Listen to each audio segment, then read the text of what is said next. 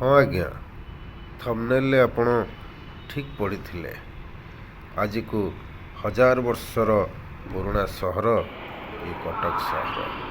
आउ ये कटक सहर थिबा रेलवे स्टेशन बहुत पुराना थिला, जोटा कि एबे मॉडर्नाइजेशन हेई भंगारुजा करा जाई कंस्ट्रक्शन ले अच्छी अंडर कंस्ट्रक्शन ले वर्तमान अच्छी। मोर कौन सी काम पड़ा मु भाविली रेलवे स्टेशन दे मु आगु को जीवी।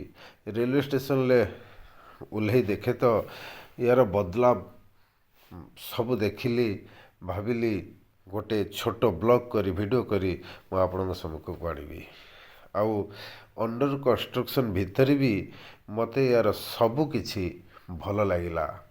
टिकट काउंटर आरंभ करी तार ग्राउंड फ्लोर सब किछि यात्री माने केमती बसबे करेंगे पूर्वपरी जमीती असुविधा थिला, जमीती हमको पुराना फिल होता।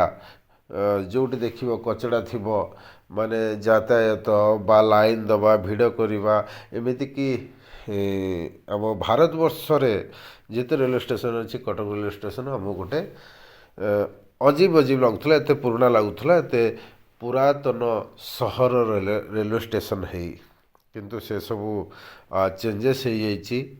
आउ एमिति भावे कटक सहर रेलवे स्टेशन को डिजाइन करा जाइए जमी आपण को भी भल लगे।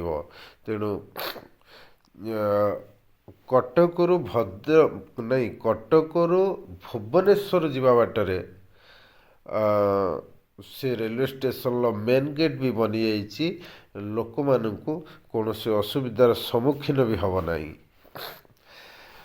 तापरे आपण सेठी बस रू ओह्लैला परे डायरेक्ट रेलवे स्टेशन भितर एंट्री करेंगे, टिकट नेबे, जोठू जुआड़ी जावा कथा जाइपारे।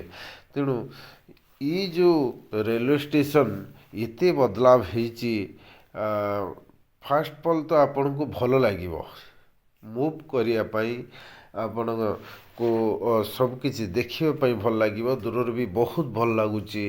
तापरे ये रेलवे स्टेशन आगुरी चेंजेस हबार निश्चय थिला, कारण ये 1000 वर्षर पुराना सहर कटक सहर।